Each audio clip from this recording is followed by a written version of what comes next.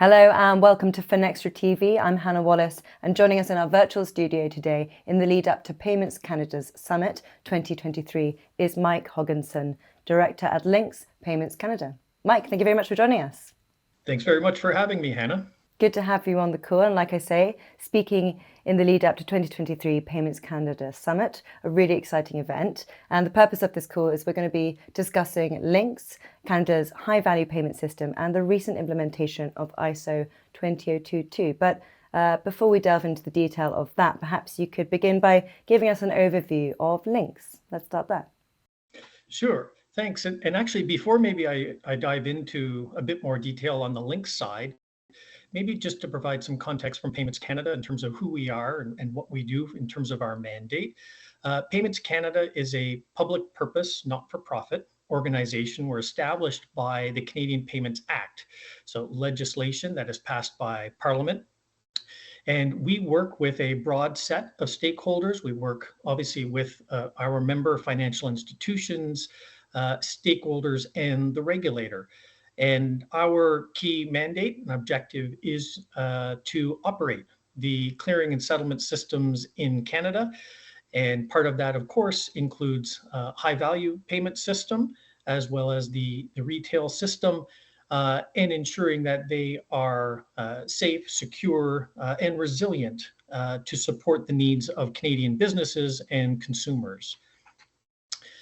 So from a Lynx perspective, we started this journey a few years ago as we defined our overall approach for modernization. We looked at what Canada needed to support both of our current and future needs for the payment systems. Our legacy system, our large value transfer system, had been implemented in 1999. And we undertook an assessment to understand what needed to change. And really through that work, we identified that there was a need, as much as the current or the system at the time was fit for purpose, we really need to look at modernizing our high value payment system. And we defined a multi-phased program to introduce Lynx, our new high value payment system. We successfully implemented the first release back in August of 2021. And then obviously just last month, we introduced release 2, which brings to the front the implementation of ISO 20022 message specifications. Lynx, as the high value system, supports both wholesale settlement of other financial market infrastructures, thinking about foreign exchange payments, securities and settlements systems, but also supports the needs of Canadian consumers and businesses for any time critical, typically high value payments in Canada. So whether that's obviously major mergers and acquisitions, or something like parents providing money to their children for a down payment on a house, Lynx is really there to support their needs for finality and immediate payment settlement. And really pleased that following the implementation of Release 1 in August of 2021, it's been working exceptionally well. It is, as we say, the high value system.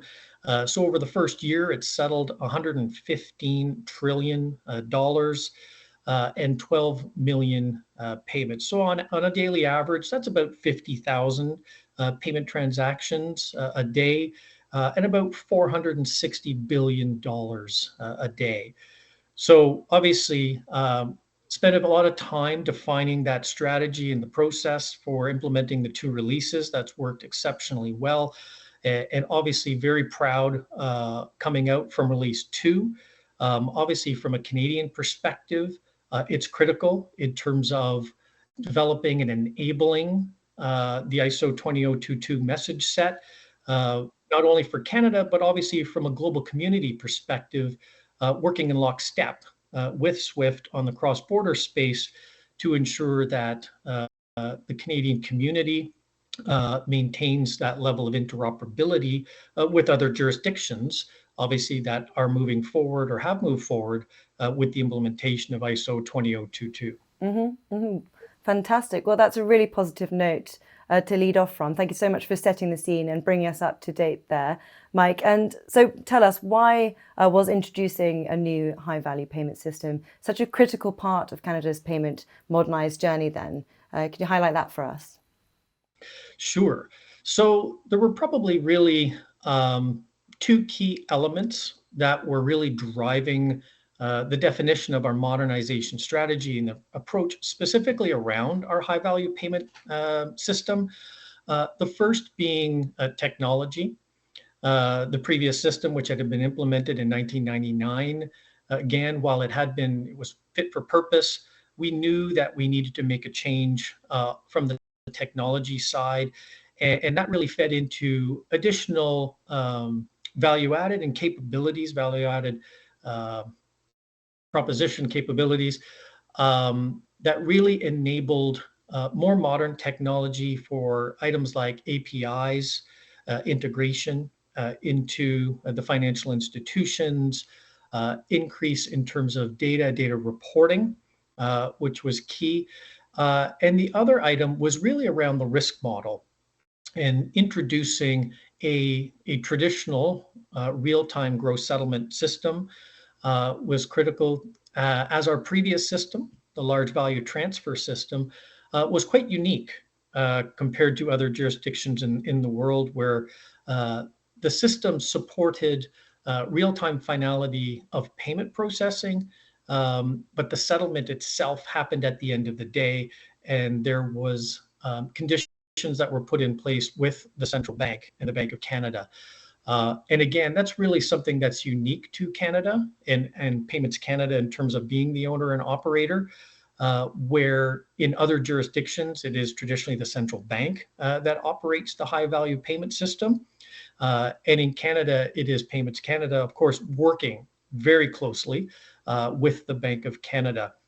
So for us, really the two things were around, modernizing the technology and introducing new capabilities for Lynx for the marketplace, and strengthening the risk model, really in support of and growing of the Canadian economy. That's really interesting. It certainly sounds like you've had your hands full and been very busy at work there, Mike. So tell us, and you've touched on this a little bit already, but what are the benefits then of Lynx for participating financial institutions then? Yeah, so the benefits in terms of what we've been able to introduce for capabilities when we think about APIs, real-time dashboard monitoring of positions, it really gives better insight into liquidity monitoring, payment processing for financial institutions, allows them and their customers to make informed decisions around the flow of payments within the system and more broadly in the ecosystem. And from a risk model perspective, of course, having access to those funds in real time and support for business activity in general. So knowing that when those payments are settled and they are final, they have those funds available to them to reinvest or to obviously execute on other business transactions. The second piece, in terms of this second release that we implemented last month, the introduction of ISO 20022 is really key in enabling enriched and structured data for the industry. We know that in terms of the discussions that have taken place over the last number of years for ISO 20022, it really sets the stage for the future. So while we've been able to complete our modernization program with the implementation of this second release last month, it really sets the stage for what comes next over the next few years, and what the community, both in terms of our financial institutions and others in the industry, are able to leverage off of that increase in the structured data that comes through with ISO 20022. No, it's a really interesting space and certainly a one to keep an eye on. So taking into account then the implementation of ISO 20022, what's next then for Lynx? So what we're looking at from this point forward, we've defined a coexistence period, which will take us until November of 2025. So we continue to support the legacy messages that we've introduced as part of release one for Lynx, the Swift MT messages. And with ISO 20022, we're providing flexibility for our financial institutions to migrate over time. We're really pleased that following the implementation of release two, roughly about 50% of the payments are being settled using ISO 20022 messages. So we'll continue to support the community and our financial institutions through the coexistence period as they move and migrate more payment traffic, as they look to introduce more capabilities and support for their customers over the coming years, and really work very closely to plan for the end of coexistence.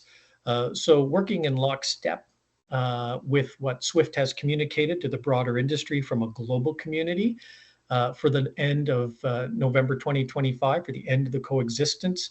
That really will be a large focus for us over the coming years, looking to plan for the enhancements and changes that come along with that and support the industry throughout that period. So watch this space, it's safe to say. Mike, thank you so much for sharing your insights. I've learned a lot today and looking forward to seeing more from Payments Canada. I look forward to catching up further down the line, but thank you very much for this. Great. Thank you, Hannah.